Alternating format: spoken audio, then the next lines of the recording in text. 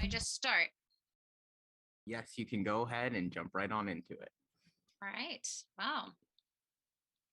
All right. Well, welcome to everyone out there to our ongoing election coverage by Town Meeting Television. My name is Helen Morgan Parmet, and I'm the Edwin W. Lawrence Professor of Speech and Associate Professor in the Department of English up at the University of Vermont. And tonight I'll be your moderator of this election forum. So this is one of many forums we're bringing you in advance of local elections and town meeting on the first Tuesday in March, which this year is March 1st, 2022. Now, town meeting is traditionally where voters weigh in on local government representation, municipal budgets, school budgets, and local ballot items. And all candidates on the ballot are invited to participate in town meeting TV election forums. Town Meeting TV election forums introduce you to community decision makers and connect you with the issues that shape your local community. So if you're watching this event live, we welcome your questions. You can give us a call at 802-862-3966. And you can also watch Town Meeting TV on Comcast channel 1087, Burlington Telecom channels 17 and 217, as well as online at Town Meeting TV's YouTube page. So I'll introduce you to the candidates, the incumbent, Megan Emery, and Chris Trombley in the South Burlington City Council election. And so each candidate is going to have 2 minutes to give their opening statement and give their kind of overview of their why they're running and their positions. So we're going to start with the incumbent, Megan Emery. Go ahead when you're ready. Well, thank you very much, Helen. I'm very glad to be here tonight, and I'm a huge supporter of Channel 17. So my name is Megan Emery, and I have served for 12 years on the South Burlington City Council.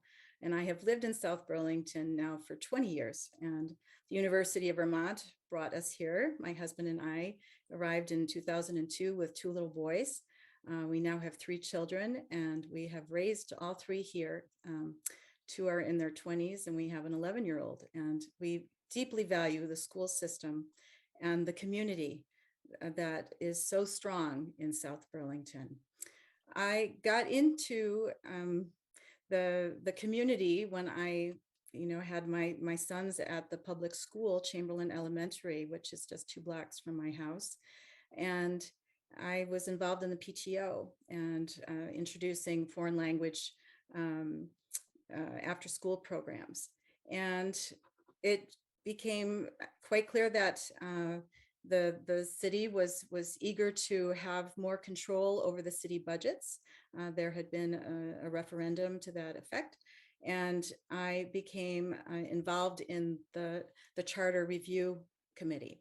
And I was appointed there. And after serving for a year, a counselor urged me to run, and thought about it and decided I care deeply and I will do so. So I ran for the first time in 2008.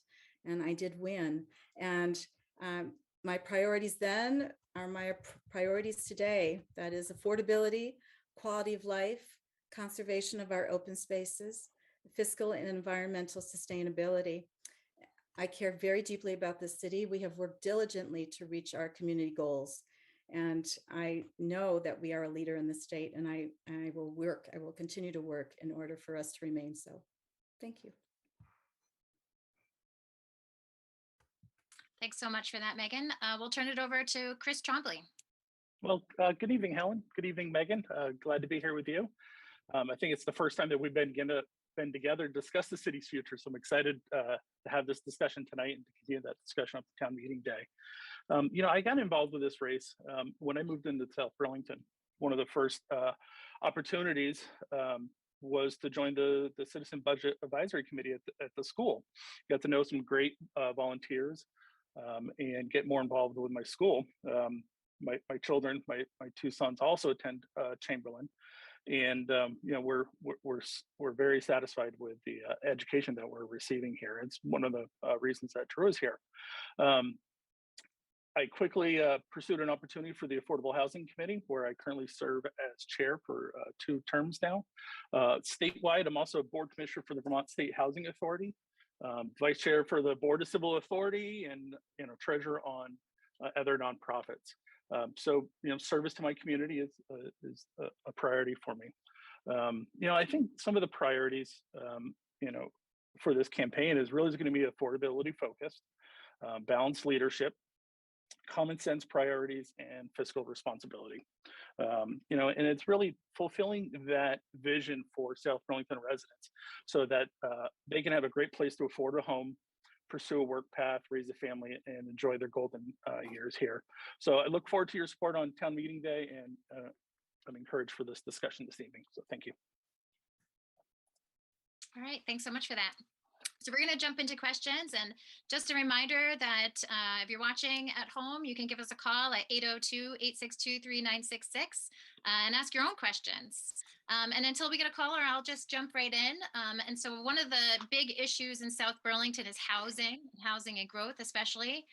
So South Burlington's facing a lot of pressure as the natural housing site for Chittenden County residents, alongside efforts to conserve open space. So what do you see as the guiding principle to manage these conflicting pressures? And I'll let you go first, Chris. Sure, thank you. So as a community, we have shared values for clean air, clean water, being an inclusive and welcoming community. But we're also a growing community. Since our last census, we've expanded up to 20,000 residents, and we're feeling that push and pull and tug. And where it's something that as a community we're trying to find out. So we can't have a robust improvement and meaningful change without that democracy, where we're here bottom up from residents about the changes that they want to see. Early adopter of Article 12 changes that expanded our floodplains, conserved a lot of our land.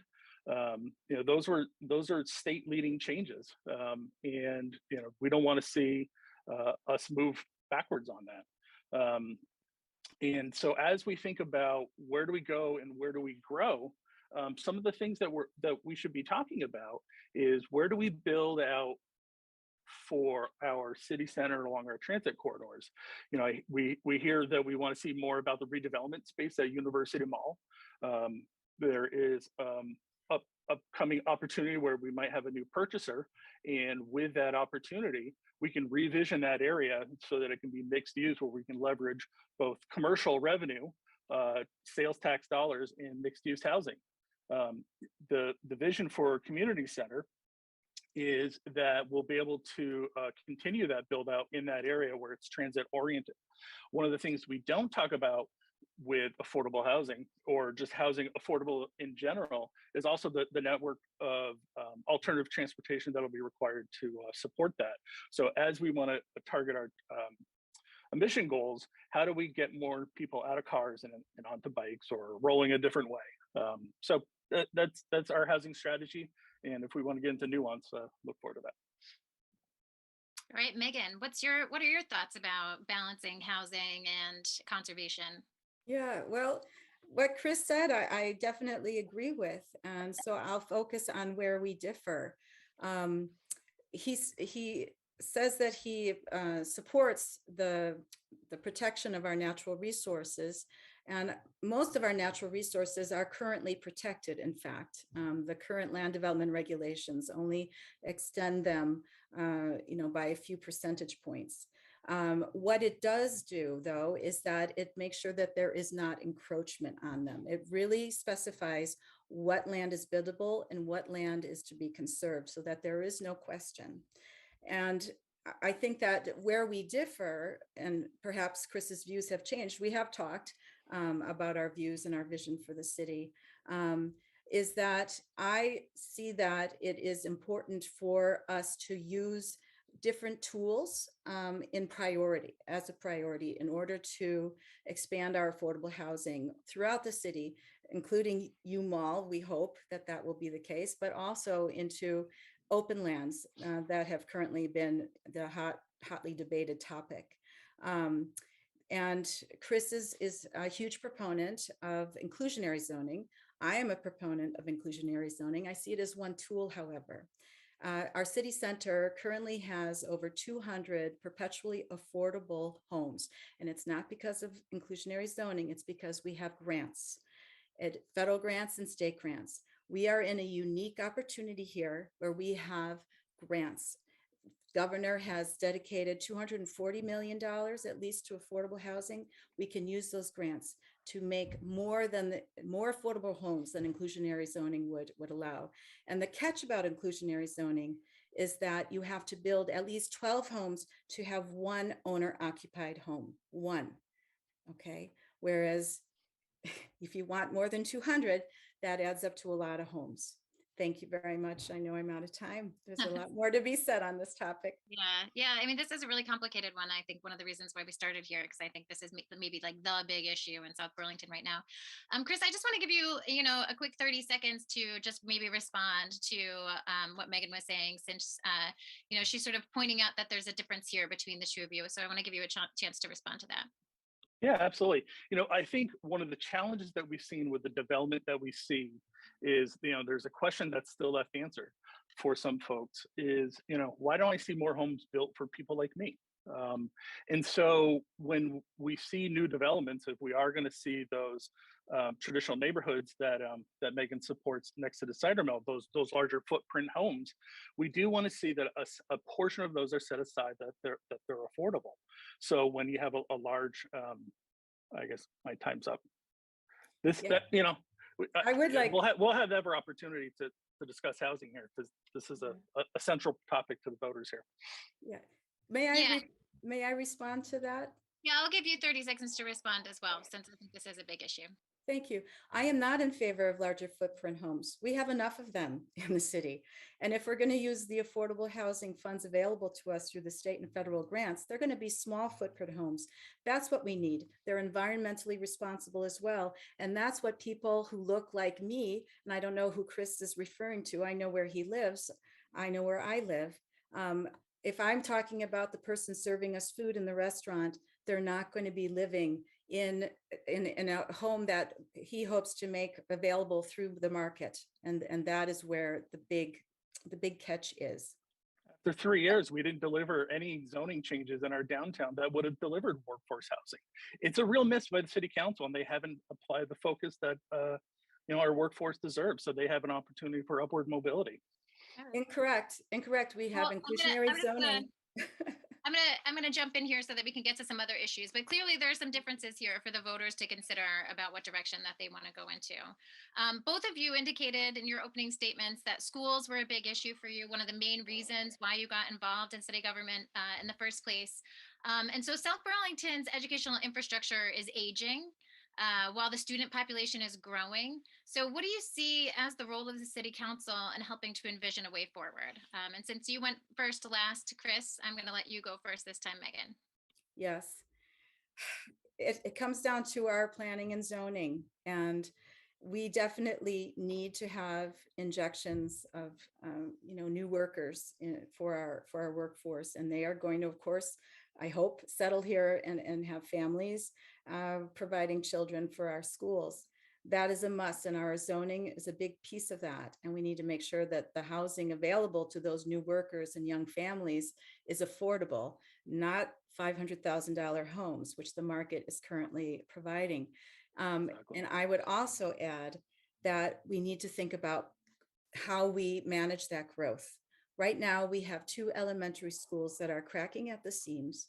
We have heard from the school board that they're going to have to put up what they call trailers. I would call them different. I would call them mobile units, where they're going to put their administrators to make more classrooms. It's clearly not sustainable. Our high school is cracking at the seams. 2 years ago, when Chris and I got to know each other, we were facing the voting down of a huge bond, $210 million for a middle school and high school campus. We also had the budget voted down. So we are facing very difficult choices here as a community. We have grown beyond our taxing capacity. And growth does not add to fiscal sustainability. It's how you grow. It's not just growth, it's how you grow, and it has to be managed. And so I truly think that this is worthy of discussion. And thank you for the 30 seconds. I will add that city staff is the same in terms of being stretched thin. And if we need to provide the snow plowing to have our children get to school, we need to make sure that we have highway crew. They are incredibly stretched thin. And so we are what we would call a tipping point. It's what our fire chief, as well as our public works director, has talked about. And we have to be very careful now. All right, thanks for that. I'm going to let you answer that question, Chris, and then I'm going to take a call. Excellent. I think Megan and I overlap a lot on school values. And, as I got to know Megan, I understood her commitment to passing a budget that the voters could support. So, I don't think we disagree in a lot of areas. One area, and I think there's some opportunity to explore more, is getting the city council out of City Hall and into the schools, and having regular conversations in the schools and see firsthand the condition of our schools. Strategic planning sessions with the school on a more frequent basis. Where do we meet these these changing needs? I'd like to see the city manager and the superintendent talk more frequently. How can we share resources? Demographics was cited as an issue where they didn't anticipate some of the growth that was coming, largely because of some of the city center growth. And that's growth that we want to see and that we can accommodate. But we can't have competing priorities with the city and the school.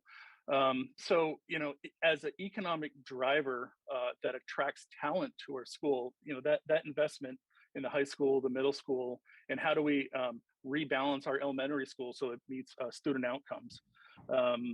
It's just, and one thing that gets more attention lately is policy that would steer more students into the trades and technical training. We have a workforce shortage specifically for the trades. There's a lot of areas where how can the city and the school overlap? And those are positive discussions and an investment in our community. And I think that's an area where we have a lot of agreement. Thank you.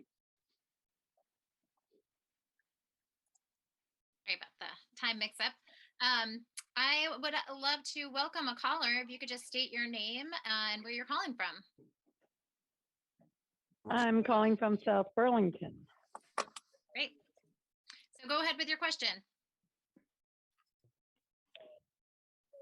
Oh, so I thought I'm watching as I'm talking. I thought I was going to be talking live to them. No? So listen on the phone. That's what they told me.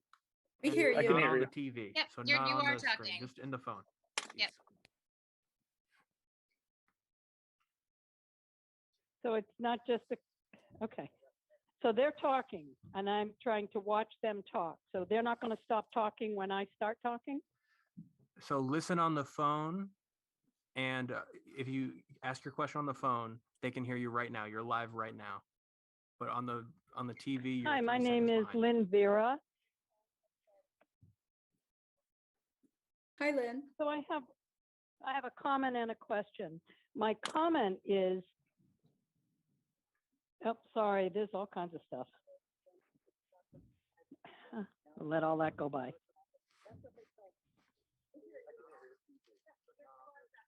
If you could just go ahead and ask your question. Here I go. So now I'm live. So hi. So I want to know. Oh God.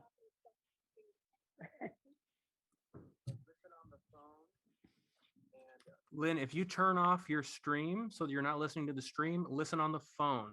So if you ask the question on the phone, you're Okay, live right so now. my concern and my question has to do with just what Megan was just talking about, the conflict between providing housing and accommodating people who either already live here or want to live here, and trying to somehow manage that the point of that is community, not what the market will bear. So I live in Queen City Park. I am just befuddled and shocked by what's happening to the housing value just in my neighborhood.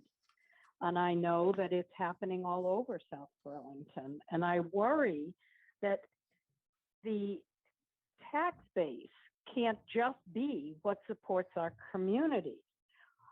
So I'm concerned that development of more, quote, affordable housing is looked at in the Southeast quadrant because maybe one of 12 will be, quote, affordable. But as Megan is saying, what is affordable?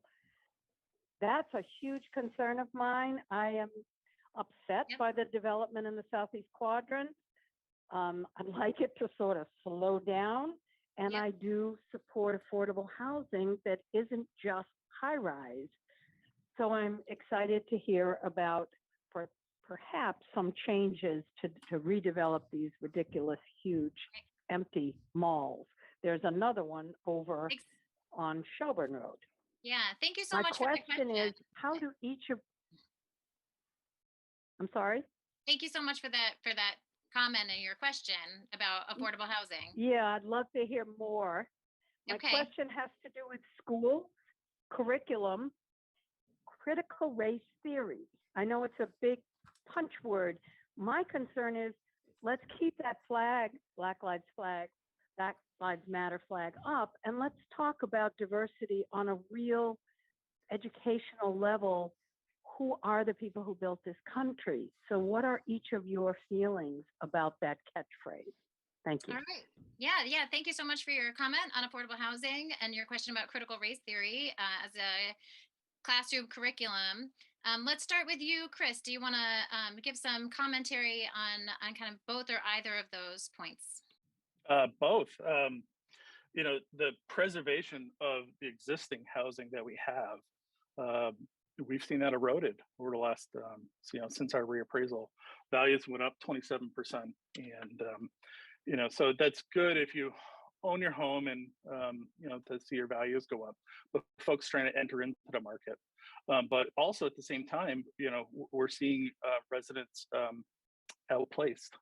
So, I have residents coming in, they can afford to buy at a higher price. And so our residents are feeling that pinch. And that's all neighborhoods, that's down by Red Rocks, that's Chamberlain Network, it's in the Orchards. So just losing that sense of community of what I had, that's impactful.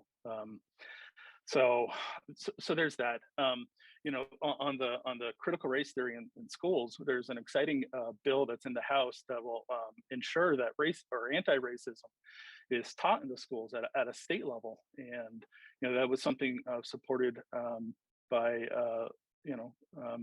local activists, and it's very exciting to see.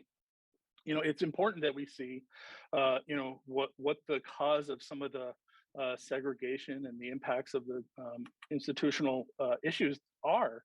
But it's not just that. In the Affordable Housing Committee, we led a discussion regarding the color of law, and with the color of law, you really understand the impact zoning has to opportunity for everyone.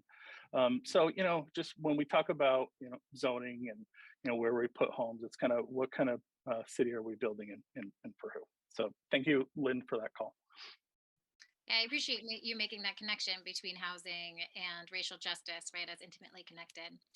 So Megan, why don't you go ahead and give us your thoughts on these important issues? Yes, this definitely, these are two very linked topics. And this summer, I organized alone and put together a forum on land use and equity because it very much has to do with environmental justice. And we had UVM professors. We also had two Abnaki chiefs attend and a student who is talked about the housing situation for students. And so that is also an equity issue with regard to age. The city terribly lacks housing for students and young professionals, and they do not need a $500,000 house. They need to have a home that is on a route toward their either their school or their place of employment. And I would like to see those homes affordable. I would like to see green space around those homes. I would like for the new families and newcomers who can, make use of what a home out with a yard could provide to them. I would like that to also be affordable and be able to see that there is access for people of all income levels throughout our city to go on our walking trails and to take advantage of simply the peace. And I think it's really important for us to know that there is a minimum of 4 units per acre in these land development regulations. So it is built in that these will be affordable. What I would like to say also with regard to environmental justice is that a lot of people move from Burlington to South Burlington when their children are school age. Chris Trombley is an example of that. And I think that there are some Burlingtonians who are disappointed in his choice of leaving Burlington to attend our schools. We need to make great progress in our schools. And I think that that is another topic that I would very much like to take part in. Yeah. Thanks, Megan. Chris, I see that you were wanting a chance to respond to one of the points that Megan was making. So I'll go ahead and let you have a short response to that.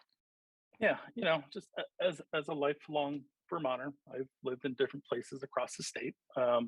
Sometimes your job moves, and so I was happy to live downtown, or not downtown Burlington, but out in the new North End, and we were very happy there.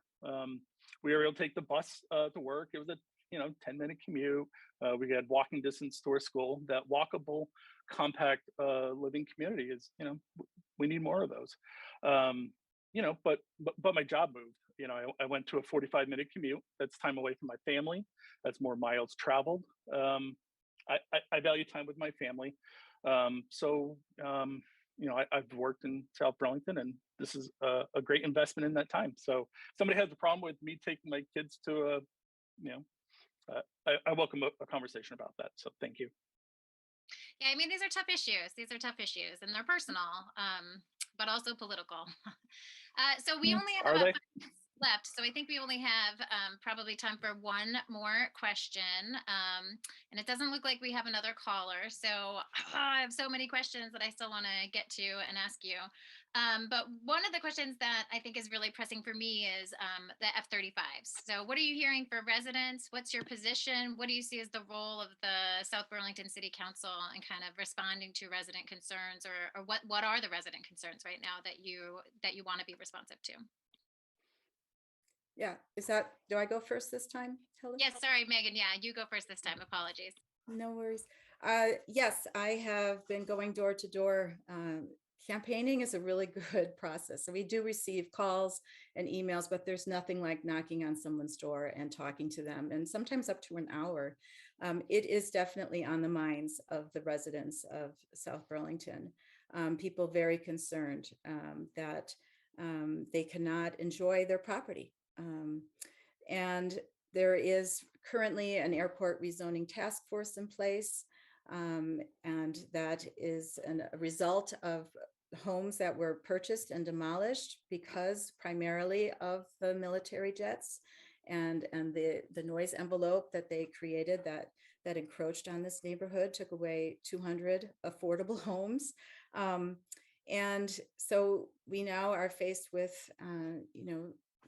a request made by the director of the airport for rezoning 11 of those acres, and what will those acres become is of prime concern to the people who live in the Chamberlain neighborhood. Now, it will not reduce the F-35 noise to zero, but there's also, I want to add, this program that the airport has just engaged in with the FAA's approval, which is for noise insulation. So new windows, new doors, and making it possible for people to have some coolness inside of their homes with air conditioning, and when they cannot open their windows because of the F-35 noise being too loud. People are not satisfied with that. They would much rather have open windows and be out in their yards. My view is This is not the place for this kind of jet. It wasn't in the 1980s when we first got our first fighter jets. It's not now. People made a mistake. I am not a senator. I am a city councilor. So all I can do is wrestle back our right to a place at the planning table, which the FAA recognizes. All right, thanks for that. And we're just about out of time, so we're just going to finish with your thoughts on this, Chris. Sure. I think if elected city council, this was a very personal issue for me. I had a family member who lived in one of the affordable houses on, that was removed, and that displacement, was impactful. So how do we protect the neighborhood that's there now? Looking at this rezoning piece, I don't think the airport hit the target on that design. On the curbing, the bringing in airport hangar and snow removal equipment. I don't know if that's compatible with the existing residential, and so is that going to compound the issue? The Chamberlain residents they've been through a lot. They have a lot of pride in their neighborhood, as they should. Tried to find a place there, but and there wasn't anything available. So it's just really protect the neighborhoods, make sure their voices are heard, and be a staunch advocate for your residents. And if that means you got to stand up and represent more seats on the airport commission, then that's what you got to do. If it means you have to advocate for different flight schedule and coordinate with different cities, so do that. It's the right thing to do. So thank you. All right. Well, thanks so much for that. This has been awesome to talk to both of you, and we're out of time. So I just want to thank everybody for tuning in to Town Meeting TV and our ongoing coverage of local community candidates, budget, and ballot items. You can find this and more forums at www.ch17.tv. So don't forget to vote on or before the first Tuesday in March, Town Meeting Day, which is March 1st, 2022. Early voting by mail is available by contacting your town clerk's office, and polls will also be open from 7 a.m. to 7 p.m. Thank you so much for watching, and thank you, Megan and Chris, for joining us here tonight and giving the voters, I think, a lot to think about. So thank you very much, Helen. Thank you so much. Take care. Thank you, Chris. Bye now. Yep. Thanks, Megan. Take care. Yep.